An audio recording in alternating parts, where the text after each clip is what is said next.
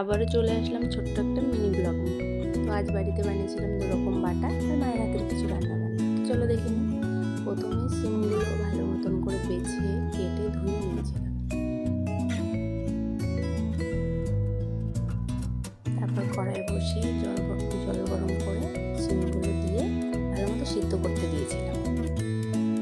ভালো মতো সিদ্ধ করে ওগুলো নামিয়ে নিয়েছিলাম। তারপর কড়াইতে তেল দিয়ে নুন, হলুদ, চিংড়ি মাছ, রসুন, কাঁচা লঙ্কা দিয়ে সবকটা ভর্তাতেই চিংড়ি মাছ দিয়ে ভর্তার টেস্টটা আর একটু বেশি হয়ে যায়। তো এগুলো শিলে বাটলেই ভালো হতো, আমি মিক্সিতে পেস্ট করে নিয়েছি।